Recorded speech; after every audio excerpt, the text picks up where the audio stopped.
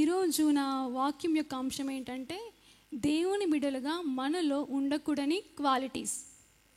అంటే దేవుని పిల్లలమై ఉన్న మనలో ఉండకూడని యొక్క లక్షణాలు ఏంటి అనేది ఎక్కువ చెప్పను, కానీ ఒక మూడు చెప్పి నేను నా వాక్యాన్ని ముగిస్తాను.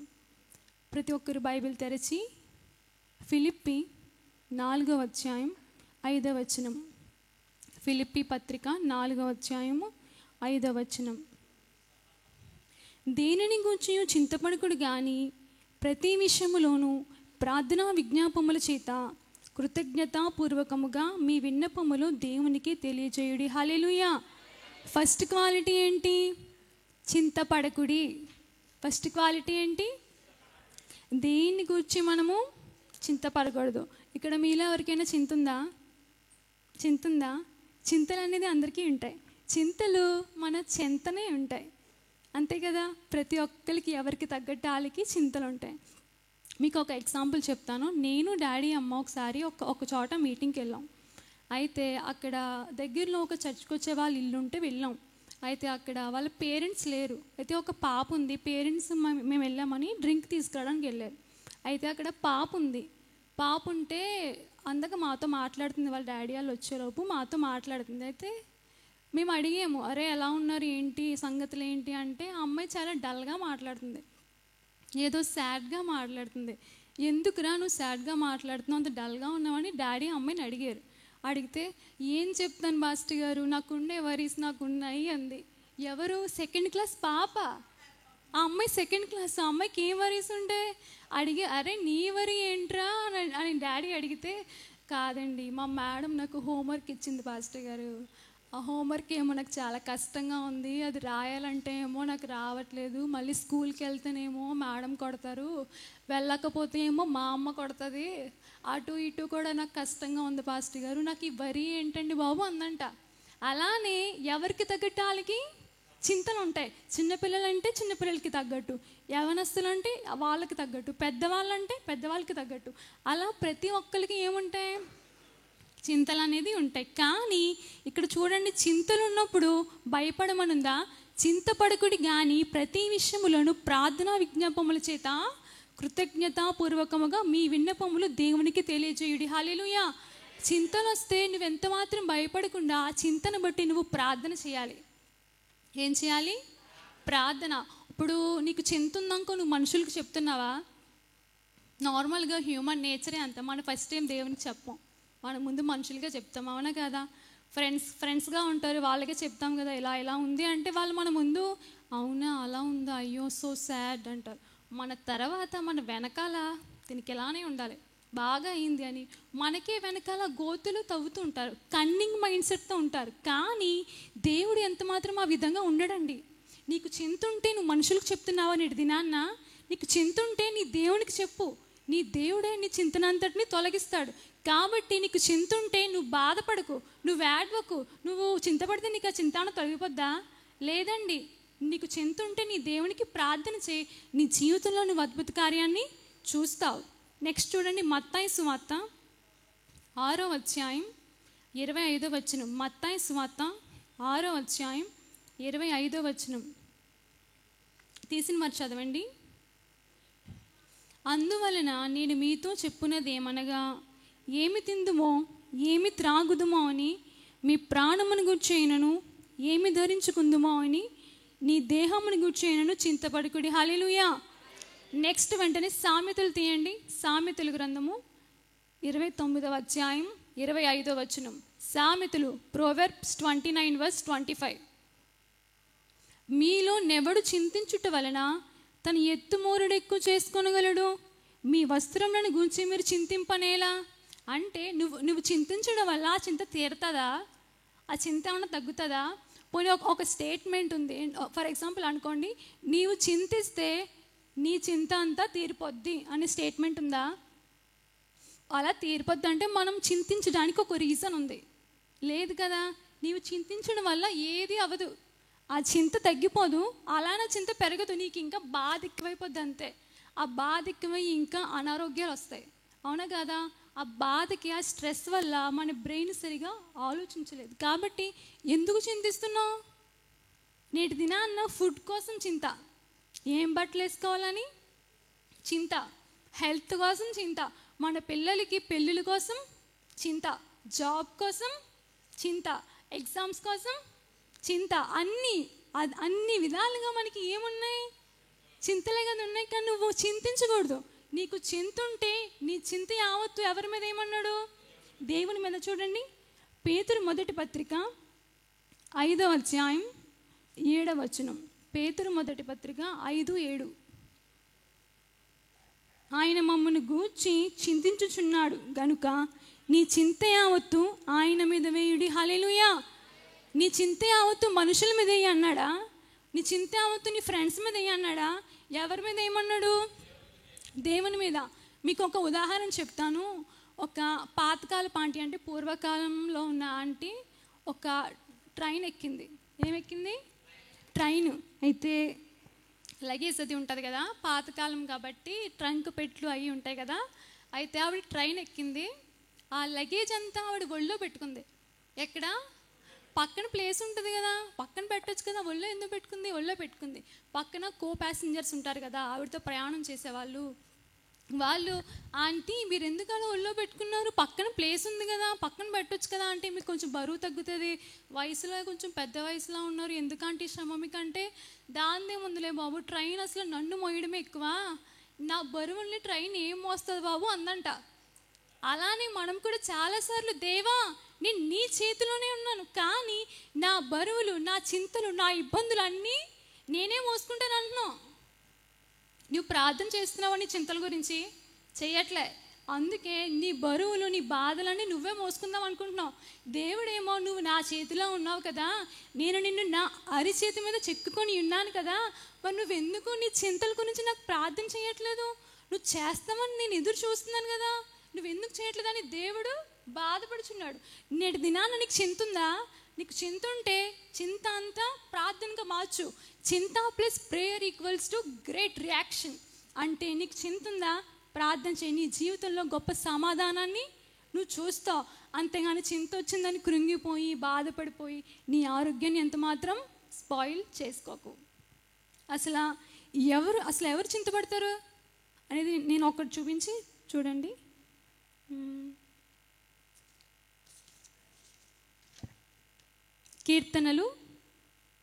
కీర్తనల గ్రంథం 112వ అధ్యాయం 10వ వచనం. అసలు ఎవరు చింతపడతారు అనేది. కీర్తనల గ్రంథం 112 10వ వచనం. భక్తిహీనులు దానిని చూచి చింతపడుదురు. ఎవరు చింతపడతారు? భక్తిహీనులు అంటే దేవుని పైన విశ్వాసం లేనివారు, దేవుని పైన నమ్మకం లేనివారు. దేవుడు నాకు నా చింతని తీర్చడు అని అవిశ్వాసంతో ఉన్న వాళ్ళు ఏం చేస్తారు? చింతపడతారు. మరి నువ్వు చర్చికి వస్తున్నావు కదా, నువ్వు దేవుని నమ్ముతున్నావు కదా, నీకు సంపూర్ణమైన విశ్వాసం ఉంది కదా, మరి నువ్వు ఎందుకు అలాగా చింతిస్తున్నావు? దేవుడు నీ గురించే కదా బాధపడుచున్నాడు. ఇంకా చాలామందికి అందం కోసం చింతలు ఉంటాయి. ఎలా అంటే, ఇప్పుడు స్త్రీలు ఎక్కువగా అద్దం ముందు ఉంటారు కదా, అవునా కదా? స్త్రీలు ఎక్కువగా అద్దం ముందు ఉంటారు. అయితే హెయిర్లో ఎక్కడైనా ఒక చిన్న వైట్ హెయిర్ వచ్చిందనుకో, అది చూసి చింత, అవునా కదా? నేను యవ్వన వయసులో ఉన్నాను కదా, నాకు వైట్ హెయిర్ వచ్చింది ఏంటి అని అదొక రకమైన చింత. దాన్ని కవర్ చేయడం కోసం ఎన్ని రకాల డైప్యాక్స్ వేస్తామో, అది పోయిన తర్వాత మళ్ళీ చూసి నా కలర్ పోయింది, మళ్ళీ చింత. అలానే యూత్ కూడా ఇక్కడ చిన్న పెంపులు వచ్చిందనుకో, బయటికి వెళ్ళడానికి భయపడుతూ ఉంటారు, ఆలోచిస్తూ ఉంటారు. ఎందుకంటే ఇక్కడ పెంపులు వచ్చింది కదా, ఎవరైనా చూసా మచ్చ ఏంటి, ఆ పెంపులు ఏంటి అని అడిగితే నాకు షేమ్గా ఉంటుంది కదా అని అదొక రకమైన చింత. నేటి దినాన్న నువ్వు లోకానుసారమైన చింతలతో చింతిస్తున్నావా? ఆ చింత అంతా వ్యర్థం. లోకం శాశ్వతమా? నీకు ఈ లోకం శాశ్వతమా? ఏదో ఒక దినాన్న మనం దేవుని దగ్గరికి వెళ్ళిపోతాం కదా, మరి ఎందుకు నువ్వు లోకానుసారమైన చింతలతో బాధపడుచున్నావు? నీకు ఇంకా చింత ఉంటే గనక నీ ఆధ్యాత్మిక జీవితం కోసం చింతపడు, నీ ఆత్మీయమైన జీవితం కోసం చింతపడు. అదొక రీజన్ ఉంది. కానీ ఈ లోకంలో ఉన్న ఈ లోక సంబంధమైన చింతలు ఎందుకు మనకి? వేస్టే కదా. కనుక నీకు చింత ఉంటే నీ ఆత్మీయానుసారమైన చింత కోసం ప్రార్థించు. అదొక పర్ఫెక్ట్గా ఉంది. నిన్ను కలుగజేసిన దేవుడు నీకు బట్టలు ఇవ్వలేడా? నిన్ను కలుగజేసిన దేవుడు నీకు ఫుడ్ పెట్టలేడా? మరి ఎందుకు చింత? ఒకసారి ఆలోచించండి, మరి ఎందుకు చింత? నిన్ను కలుగజేసిన దేవుడు నీకు సమస్తము సమకూరుస్తాడు. గనుక నువ్వు ఏ విషయం నువ్వు చింతపడకుండా నీ చింత యావత్తు నువ్వు ప్రార్థనగా మార్చు, నీ జీవితంలో గొప్ప అద్భుతకార్యాన్ని నువ్వు చూడగలుగుతావు. గనుక దేవుని బిడ్డలుగా ఉన్న మనకు ఉండకూడని ఫస్ట్ లక్షణం ఏంటి? ఫస్ట్ క్వాలిటీ ఏంటి? చింతపడకూడదు. ఓకే, నెక్స్ట్ క్వాలిటీ ఏంటో చూద్దాం. 2వ తిమోతి గ్రంథము, 2వ తిమోతి పత్రిక 1వ అధ్యాయం 7వ వచనం. 2వ తిమోతి 1:7. దేవుడు మనకు శక్తియు ప్రేమయు ఇంద్రియ నిగ్రహము గల ఆత్మను ఇచ్చెను గాని పిరికితనము గల ఆత్మను ఇవ్వలేదు. హల్లెలూయా. సెకండ్ క్వాలిటీ ఏంటి? పిరికితనము. పిరికితనం అంటే భయం. మనందరికీ భయం ఉంటుంది కదా, హ్యూమన్ నేచరే అంతా. ఫర్ ఎగ్జాంపుల్, కొంతమందికి చీకటి అంటే భయం, మరి కొంతమందికి కాక్రోచ్ అంటే భయం, మరి కొంతమందికి బల్లి అంటే భయం. నేను ఆ విధమైన భయాల కోసం చెప్పట్లే, నేను భవిష్యత్తు అనే భయం గురించి చెప్తున్నా. అంటే భవిష్యత్తులో ఏం జరుగుతుంది, భవిష్యత్తులో నా పిల్లకి పెళ్ళి జరుగుతుందా, నేను కట్నం ఇవ్వగలనా, నాకు జాబ్ వస్తుందా, నాకు ఇంకా అప్పులు ఎక్కువైపోతాయా, నేను అప్పులు తీర్చగలనా అని భవిష్యత్తులో ఏం జరుగుతుందని ముందుగానే భయపడిపోయే భయం గురించి చెప్తున్నాను నేను. నువ్వు నీ నోటితో ఏమనుకుంటే అదే జరుగుతుందంట. చూడండి, మీకు వాక్యంలో చూపిస్తాను. యోబు గ్రంథము 3వ అధ్యాయం 25వ వచనం. జాబ్ 3:25. ఏది వచ్చునని నేను బహుగా భయపడుతునో అదే నాకు సంభవించును. నువ్వు నీ జీవితంలో ఏమొస్తుంది అని భయపడుతున్నావు, అదే వస్తుందంట. ఇప్పుడు నీ జీవితంలో నా పిల్లలకి జాబ్ రాదేమో, నా పిల్లలకి వివాహం జరగదేమో అని భయపడుతున్నావు అనుకో, అదే జరుగుద్ది. నీ నోటితో నువ్వు ఏమనుకుంటే అదే జరుగుద్ది. నువ్వు అదే మంచి వచనాలు నువ్వు పాజిటివ్గా పలికావనుకో, నీ జీవితంలో నీ బిడ్డ జీవితంలో పాజిటివ్నెస్సే ఉంటుంది. నువ్వు అలానే నెగిటివ్ పలికావనుకో అంటే అది రాదు, అది జరగదు. నీవు నెగిటివ్ పలికావనుకో నెగిటివే జరుగుద్ది. నెక్స్ట్ చూడండి, సామెతలు 18వ అధ్యాయం 21. ప్రోవెర్బ్స్ 18:21. జీవమరణములు నాలుక వశము. హల్లెలూయా. జీవవశములు నాలుక వశం అంటే నీ నోటితో ఏమనుకుంటావు అదే జరుగుద్ది. నీ నోటితో నువ్వు పాజిటివ్ చెప్పావనుకో నీ జీవితంలో పాజిటివ్గా జరుగుద్ది. అంటే నా బిడ్డకి ఖచ్చితంగా ఉద్యోగం వస్తుంది అని భయం లేకుండా నువ్వు విశ్వాసంతో వస్తుంది అని అన్నావనుకో వస్తుంది. నువ్వు భయపడి రాదేమో అని క్వశ్చన్ మార్క్తో ఉన్నావనుకో రాదు. వాక్యమే చెప్తుంది కదా, యోబు కూడా అలా నా పిల్లలు చనిపోతారేమో, నా ఆస్తి పోతాదేమో అని భయపడ్డాడంట. భయపడినట్టే జరిగిందా జరగలేదా? జరిగింది కదా. అదేవిధంగా నువ్వు కూడా ఈ దినాన్న అలా అయిపోతుందేమో, అది ఇలా జరిగిపోద్దేమో, నా బిడ్డకి వివాహం అవ్వదేమో, నా బిడ్డ బాధపడుతుందేమో అని దినాన నువ్వు తరచు బాధపడుచున్నావా, తరచు భయపడుతున్నావా? ఎందుకండి ఆ భయం? నీ దేవుడు నీతో లేడా? నీలో ఉన్నవాడు లోకంలో ఉన్న వాటికంటే గొప్పవాడు కాదా? గొప్పవాడిని ఆత్మ మనలో ఉంది కదా, మరి ఎందుకు భయపడుచున్నావు నువ్వు? ఎందుకు భయం? No fear. మనము సాక్షాత్తు ఎవరి పిల్లలము? దేవుని పిల్లలము. ఇప్పుడు ఒక అధికారి దగ్గరికి మనం వెళ్ళాం, ఆ అధికారి మా చుట్టాలు, నాకు అక్కడ భయం వేస్తుందా? ఎందుకంటే హీస్ మై రిలేటివ్, నాకు భయం లేదు. అలానే ఈ లోకాన్ని పరిపాలించేవాడు ఎవరు? దేవుడు కదా. మరి నువ్వు ఎందుకు భయపడుచున్నావు? చిన్న సమస్య వస్తే, చిన్న పరిస్థితి తారుమారైతే ఎందుకు భయపడిపోతున్నావు? నువ్వు ఏ విషయం మందు భయపడుచున్నావు కానీ నాకైతే తెలియదు. కానీ దేవుడు ఈరోజు నీతోనే మాట్లాడుతున్నాడు. ఏ విషయం అందైనా, జాబ్ అయినా, మ్యారేజ్ అయినా, something else, God is talking only with you. ఏ విషయం అందు నువ్వు భయపడకుండా ధైర్యం కలిగి ఇతరులకి మాదిరికరంగా ఉండాలి. చెప్పాలంటే వేరే వాళ్ళకన్నా మనకే, క్రిస్టియన్ పీపుల్ అంటే మనకే ధైర్యం ఎక్కువ ఉంటుంది.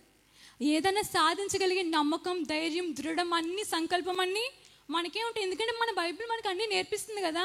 మరి నువ్వు ఎందుకు అలా భయపడుతున్నావు? భయం అంటండి మనిషికి ఊరి తీసుకొస్తుందంట. ఊరంటే ఏంటి? చావు. ఊరంటే ఏంటి? అదొక గిఫ్టా? అదొక వరమా? కాదు. భయము మనిషికి చావు తీసుకొస్తుందంట. ఒకసారి తీయండి, సామెతల గ్రంథము 29వ అధ్యాయం 25. ప్రోవెబ్స్ 29:25, సామెతలు 29:25. భయపడుట వలన మనుషులకు ఉరి వచ్చును. భయపడుట వలన మనిషికి గిఫ్ట్ వస్తుందని ఉందా? భయపడుట వలన మనిషికి ఏమొస్తుందంట? ఉరి. ఉరి అంటే ఏంటి? చావు. ఇంక వేరేది, ఇంకా డైరెక్ట్ చావే, డైరెక్ట్ నరకమే. మీకు ఒక చిన్న ఎగ్జాంపుల్ చెప్తాను. ఒక యవనస్తుడంట సన్నంగా అయిపోతున్నాడంట. బిఫోర్ తను లావుగానే ఉండేవాడు, కానీ ఎందుచేతో కానీ ఏదో రీజన్తో సన్నంగా అయిపోతున్నాడు. వాళ్ళ పేరెంట్స్ చూసి, నువ్వు ఎందుకు ఇలా సన్నంగా అయిపోతున్నావు, హాస్పిటల్కి చూపిస్తానని హాస్పిటల్కి తీసుకెళ్లారంట. డాక్టర్ అన్నీ చెకప్ చేశారు, అన్ని రిజల్ట్స్ వచ్చినాయి, అంతా బాగానే ఉంది. కానీ ఆ బిడ్డ సన్నంగా అయిపోతున్నాడు కదా. డాక్టర్కి ఏంటో అర్థం కాలే, ఎందుకు తిని ఇలా సన్నంగా అయిపోతున్నాడు, నాకు తెలిసి తినికి ఏమైనా హెచ్ఐవి ఉందేమో, ఏమైనా ఎయిడ్స్ ఉందేమో అని అనుకున్న డాక్టర్, బాబు నాకు తెలిసి నీకు ఏమైనా ఎయిడ్స్ కానీ హెచ్ఐవి కానీ ఉందేమో నేను అనుకుంటున్నాను, ఒకసారి నీ బ్లడ్ ఇస్తావా, నీకు రిజల్ట్ ఏంటో రేపు చెప్తాను అని అడిగాడంట. సరే, పేషెంట్ నార్మల్గా బ్లడ్ ఇచ్చేసాడు, ఇంటికి వచ్చేసాడు. అయితే తను ప్రశాంతంగా ఉండలేకపోతున్నాడు, భయపడిపోతున్నాడు. ఎందుకంటే ఇప్పుడు రేపొద్దున్న నాకు పాజిటివ్ వచ్చిందనుకో, ప్రజలు నాకు ఏమని ముద్రేస్తారు, నేను ఎవరితో పాపం చేయలేదు కదా, మరి నాకు ఎయిడ్స్ ఉందనుకో ప్రజలందరి దృష్టిలో నేను అవమానపడతాను కదా, నేను బాధపడతాను కదా, వాళ్ళ దృష్టిలో నా ఇంప్రెషన్ అంతా బ్యాడ్ అయిపోద్ది కదా అని భయపడిపోయాడు. ఎంత భయపడకుండా ఉందామని అనుకున్నా టెన్షన్ పడిపోయి భయపడిపోయాడంట. అలా భయపడిపోయి ఏం చేయాలో అర్థం కాక ఒక ఎదురుగా పెన్ను పేపర్ కనిపిస్తుందంట. ఆ పెన్ను పేపర్ తీసుకొని, డాడీ మమ్మీ నన్ను క్షమించండి, నాకు హెచ్ఐవి ఉందేమో అని నేను అనుకుంటున్నాను, నాకైతే తెలియదు, రిజల్ట్ రేపు వస్తుంది, కానీ నేను ఉండలేకపోతున్నాను డాడీ, ఏమో నాకు కానీ పాజిటివ్ వస్తుందేమో డాడీ, దయతో నన్ను క్షమించండి అని సూసైడ్ లెటర్ రాసి ఏమైంది, చనిపోయాడు. సూసైడ్ లెటర్ రాసి చనిపోయాడు. మార్నింగ్ అయింది, యథావిధిగా పేరెంట్స్ రూమ్లోకి వచ్చారు, డోర్స్ తీశారు, చూశారు ఫ్యాన్కి హ్యాంగ్ అయి ఉన్నాడు. దగ్గరలో ఉన్న మొత్తం అన్ని సెర్చ్ చేస్తే పేపర్ కనిపించింది. ఆ పేపర్ చదివితే ఇలా రీజన్ అంతా ఉండి పలానా హాస్పిటల్ అక్కడ రిజల్ట్ ఉంటుంది అని రాసింది.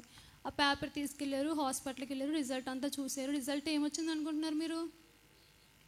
నెగిటివ్ వచ్చింది. ఎయిడ్స్ లేదు, హెచ్ఐవి లేదు. కానీ తను ఎందుకు చనిపోయాడు? పిరికితనం, భయం వల్ల తన జీవితాన్ని ఏం చేసుకున్నాడు? తన చేతులారా తన అందమైన జీవితాన్ని నాశనం చేసుకున్నాడు.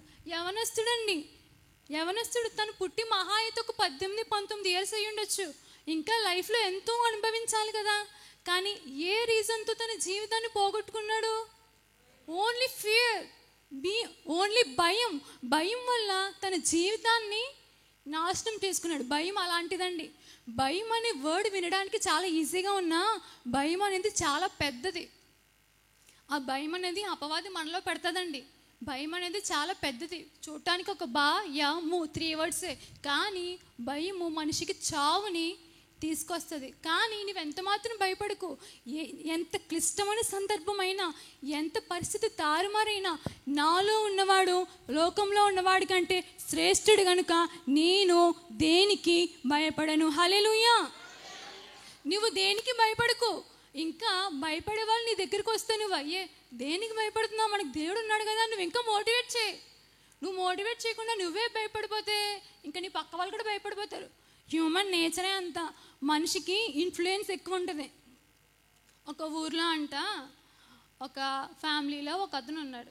అయితే అతను స్ట్రీట్ బయట కూర్చొని రోడ్డు మీద ఒకేసారి ఫాస్ట్గా పరిగెట్టుకొని వెళ్ళిపోతూ ఉంటే అందరూ చూసి ఏమైంది ఎందుకు పరిగెడుతున్నావు అంటే, అక్కడ డ్యామ్ ఉంది కదా, డ్యామ్ కూలిపోయింది, వాటర్ అంతా ఫ్లోగా వచ్చేస్తుంది, ఇళ్ళన్నీ కొట్టుకెళ్ళిపోతున్నాయి, మొత్తం అన్ని కొట్టుకెళ్ళిపోతున్నాయి అంటున్నాడంట. అయ్యి బాబాయ్ అవునా అందరూ పరిగెత్తుకుంటూ వెళ్ళిపోతున్నారు.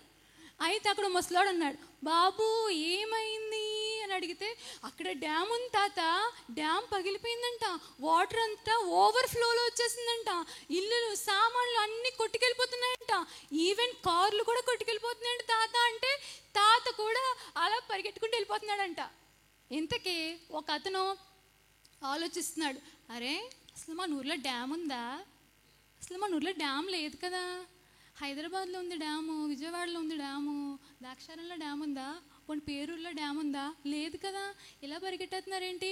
ఓ డ్యామ్ లేదు, ఏం లేదు, మన ఊర్లో డ్యామ్ అనేది లేదు అని చెప్తున్నారు. కానీ పక్క వ్యక్తి పరిగెత్తేయడం వల్ల మిగతా వాళ్ళందరూ ఏం చేశారు? భయానికి అంత ఇన్ఫ్లుయెన్స్ ఉంది, పక్క వాళ్ళకి అంత ఇన్ఫ్లుయెన్స్ ఉంది. పక్క వాళ్ళు ఏం చెప్తారో అదే నమ్ముతాం. అవునా కదా? ఇప్పుడు ఎగ్జామ్లో మనకు ఆ బిట్ ఆన్సర్ అదే అని తెలుసు. ఫర్ ఎగ్జాంపుల్ కరెక్ట్ ఆన్సర్ ఏ, కానీ పక్క వాళ్ళు చెప్పే మాట అది ఏ కాదు, అది బి అని నేను చెప్తున్నాను కదా అని అంటే అది కరెక్ట్ ఆన్సర్ మనకు తెలుసు. కానీ అయినా పక్క వాళ్ళు చెప్తున్నారు కదా అదే రైట్ ఏమో అని ఏం చేస్తాం? పక్క వాళ్ళకి ఇన్ఫ్లుయెన్స్ అయిపోతాం. ఇన్ఫ్లుయెన్స్కి అంత ఎక్కువ ఉంది. ఇన్ఫ్యాక్ట్ మనం రాసిందే రైట్, కానీ పక్క వాళ్ళు చెప్పిన దానికి పెట్టేస్తాం. అదనమాట. అలానే భయము మనుషుల్ని ఇన్ఫ్లుయెన్స్ చేస్తుంది. కాబట్టి నీ దగ్గరికి ఎవరైనా భయపడుతూ వచ్చారనుకో, భయపడకమ్మా, మనలో ఉన్న ఆత్మ దేవుని ఆత్మ. దేవుని ఆత్మ పిరికివారంగా ఉంటారా? దేవుని ఆత్మ ఉన్నవారు భయపడుతూ ఉంటారా?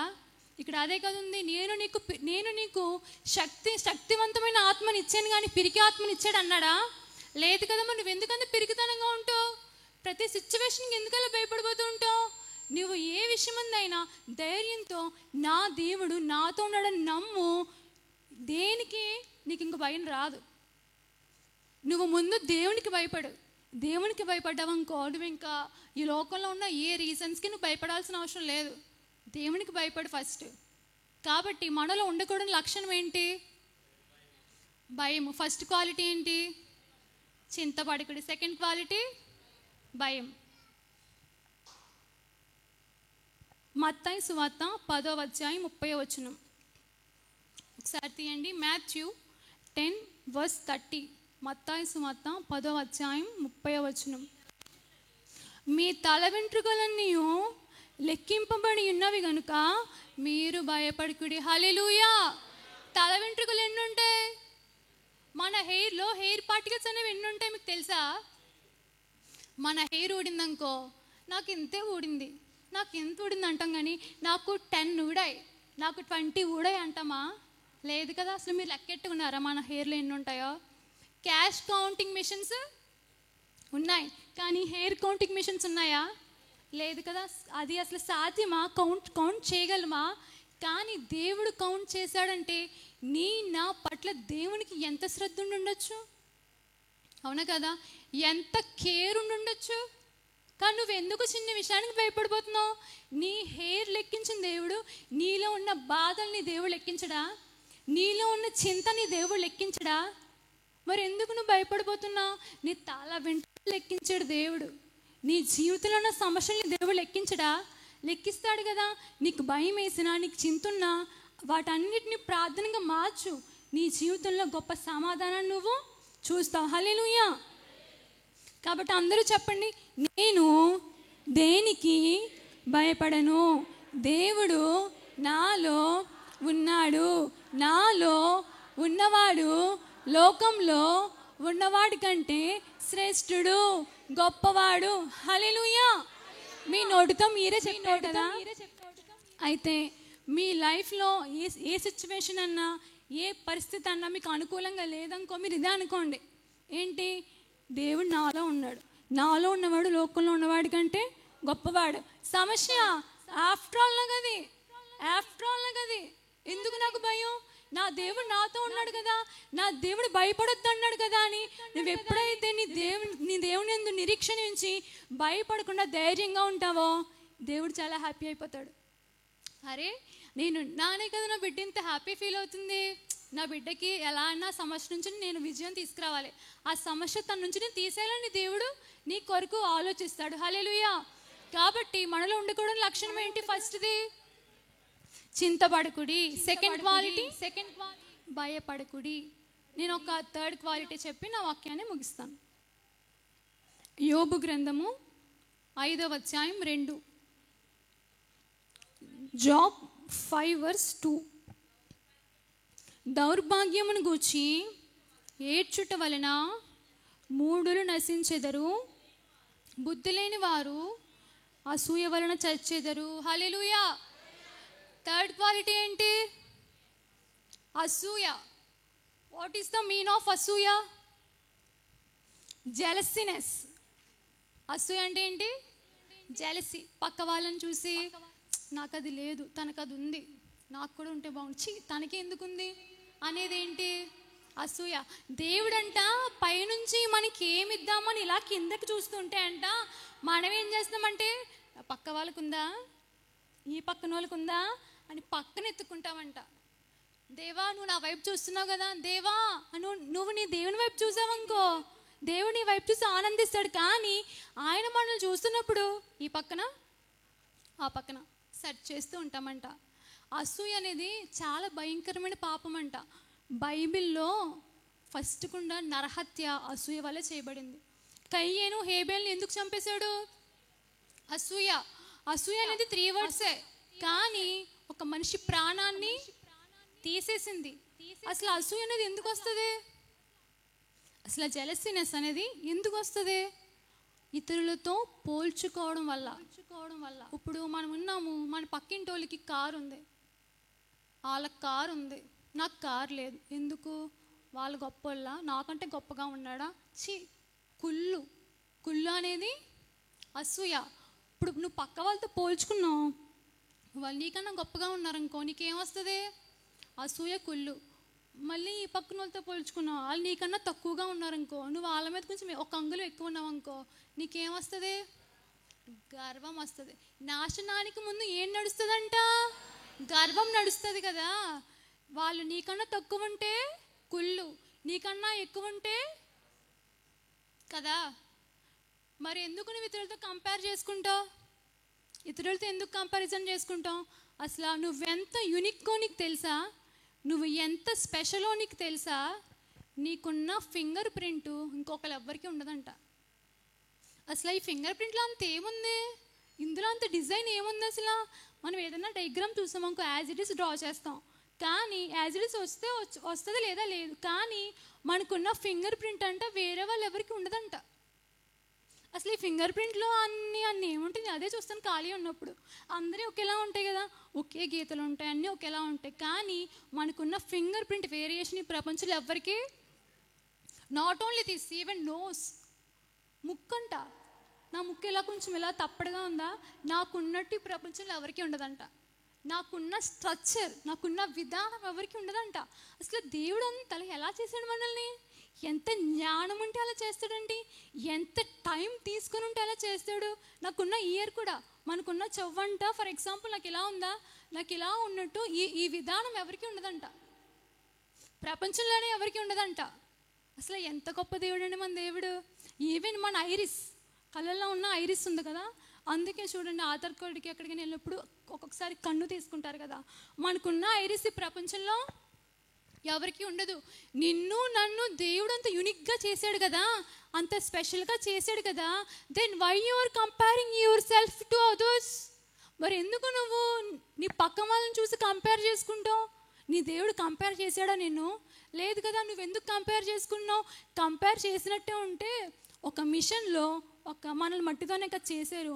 ఒక మిషన్లో మట్టి వేసేసి 1000 కాపీస్ ఇంతమంది మనుషులు వచ్చేయండి అంటే వచ్చారా? వచ్చేస్తారు కదా.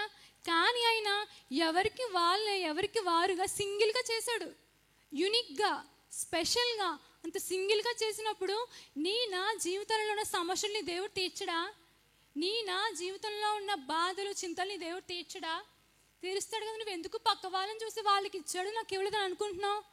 ఎందుకు అలా డిస్కరేజ్ అయిపోతున్నావు? నిన్ను నువ్వే ఎందుకు అలా తగ్గించేసుకుంటున్నావు? You should not compare yourself to others. నువ్వు ఎప్పుడూ నిన్ను బట్టి పక్క వాళ్ళని బట్టి కంపేర్ చేసుకోకూడదు. దేవుడు మనల్ని ఎంతో యూనిక్గా చేశాడు కదా. అంత యూనిక్గా చేసినప్పుడు నా జీవితం పట్ల మన దేవునికి ఒక యూనిక్ డెసిషన్ ఉంటుందా? ఉండదా? ఒక యూనిక్ ప్రణాళిక ఉండదా? ఉంటుంది కదా. మరి ఎందుకు పక్క వాళ్ళతో కంపారిజన్ చేయడం వల్ల అదొక రకమైన పాపమే. అసూయ అనేది ఒక రకమైన పాపమే. కాబట్టి దేవుడు మనల్ని ఎంతో స్పెషల్గా, ఎంతో యూనిక్గా చేశాడు. కాబట్టి మనము ఎవరి మీద డిపెండ్ అవ్వకుండా, ఎవరి మీద మనము కంపారిజన్ చేసుకోకుండా, దేవా నన్ను ఎందుకు కలుగజేసావు ప్రభా, నీ చిత్తం ఏమైందో అది నా జీవితం పట్ల నెరవేర్చు, నీ ప్రణాళిక ఏమైందో అది నాకు తెలియజేయి ప్రభా, నన్ను ఇంత స్పెషల్గా చేసావు కదయ్యా, నన్ను ఇంత స్పెషల్గా చేసినప్పుడు నా పట్ల నీకున్న ఉద్దేశం కూడా స్పెషల్గానే కదయ్యా ఉంటుంది, ఆ ఉద్దేశము తగిన కాలం వచ్చినప్పుడు నాకు తెలియజేయి ప్రభా అని మనం ఏం చేయాలి? ప్రార్థన. ప్రతి విషయంలో మనకి ప్రార్థన అనేది ఒక వెపన్. ప్రార్థన అనేది ఏంటి? ఒక వెపన్ అనమాట, అంటే ఒక ఆయుధం. ఇప్పుడు ఆర్మీకి వెళ్ళే వాళ్ళకి వెపన్స్ ఏముంటాయి? బల్లాలు, కత్తులు, ఎగ్జాంపుల్ అలాంటి ఎక్సెట్రా అలాంటివి ఉంటాయి కదా. కానీ క్రైస్తవుడికి వెపన్ ఏంటో తెలుసా? ప్రేయర్, ప్రార్థన. హల్లెలూయా. క్రైస్తవుడికి ప్రార్థన లేకపోతే వేస్ట్. మనిషికి ఊపిరి ఎంత అవసరమో క్రైస్తవుడికి ప్రార్థన అంతే అవసరం. ఇప్పుడు ఊపిరి లేకపోతే మనిషి బ్రతుకుతాడా? బ్రతకడు కదా. నాట్ ఓన్లీ మనిషి, హ్యూమన్స్ మాత్రమే కాకుండా జంతువులు ఎవరైనా ఊపిరి లేకపోతే బతుకుతారా? లేదు కదా. అలానే క్రైస్తవులు కూడా ప్రార్థన లేకపోతే స్థిరంగా నిలబడలేడు. క్రైస్తవ జీవితంలో ప్రార్థన అనేది చాలా ప్రాముఖ్యంగా ఉన్నది. నీకు చింత ఉందా? నీకు బాధ ఉందా? నీకు భయం ఉందా? నీకు పక్క వాళ్ళని బట్టి అసూయ వస్తుందా? దేవా నాకు ఎందుకో సాతాను అలాంటి ఆలోచన తీసుకొస్తుందయ్యా, ఎందుకో నీ మీద వాడు ఎక్కువగా ఉన్నాడు, నీ మీద వీడు తక్కువగా ఉన్నాడని ఒక భయంకరమైన ఆలోచన నా మైండ్లో పెడుతుంది ప్రభా, దయచేసి ఆ ఆలోచన నుంచి తొలగించండి ప్రభా అని నువ్వు ఎప్పుడైతే ప్రార్థన చేస్తావో నీలో ఉన్న సాతాను పెట్టిన ఆ వ్యర్థమైన జెలసీనెస్ దేవుడు తీసేస్తాడు. కాబట్టి మన లైఫ్లో ఏం జరిగినా మనం ఏం చేయాలి? ప్రార్థన చేయాలి. దేవుని బిడ్డలుగా మనలో ఉండకూడని క్వాలిటీస్ ఏంటి చెప్పండి? విన్నారు కదా ఇప్పుడు దాకా. నెంబర్ 1 ఏంటి? చింతపడుకుడు. కానీ ఏం చేయాలి? ప్రార్థన చేయాలి. నెంబర్ 2 సెకండ్ ఏంటి? పిరికితనము, భయపడకూడదు. నెంబర్ 3 అసూయ, జెలసీనెస్. మనలో ఏం ఉండకూడదు? అసూయ ఉండకూడదు. మనం ఎవరితో కంపేర్ చేసుకోకూడదు? పక్కన వాళ్ళతో ఎందుకు? మనం చాలా యూనిక్. గర్వంగా చెప్పొచ్చు, నేను చాలా యూనిక్, నా దేవుడు నన్ను చాలా స్పెషల్గా చేసాడని గర్వంగా చెప్పుకో. అంతేగాని పక్క వాళ్ళతో కంపారిజన్ చేసుకోకు. నీ జీవితాలలో కూడా తగిన దినాన్న, తగిన సమయాన్న దేవుడు అద్భుతాలు చేస్తాడు. కాబట్టి పక్క వాళ్ళని చూసి అసూయపడకూడదు. అట్టి భాగ్యము ప్రభువు మనందరికీ దయచేయను గాక. ఆమేన్. ప్రార్థన చేసుకుందాం. మహాగణుడా, మహోన్నతుడా, గొప్ప దేవుడా, నీకు స్తోత్రాలు దేవా. ఈ విధంగా వాక్యము ధ్యానించడానికి దేవా నేను ఏపాటిదాన్ని ప్రవ్వా, నీ జ్ఞానాన్ని నీవు నాకు ఇచ్చావు. స్తోత్రాలు. నీ సిలువ చోట నన్ను మరుగుపరుచుకొని దేవా నీ వాక్యం ద్వారా నీవే వాళ్ళతో మాట్లాడావని నేను నమ్ముచున్నాను ప్రవ్వా. విన్న వాక్యం ప్రకారం ప్రతి ఒక్కరూ నడుచుకొని వాళ్ళ జీవితాలలో ప్రతి ఒక్కరూ నెరవేర్చుకునే భాగ్యాన్ని దయచేయమని క్రీస్తు యేసు నామమున అడుగుచున్నాం మా పరమ తండ్రి. ఆమేన్.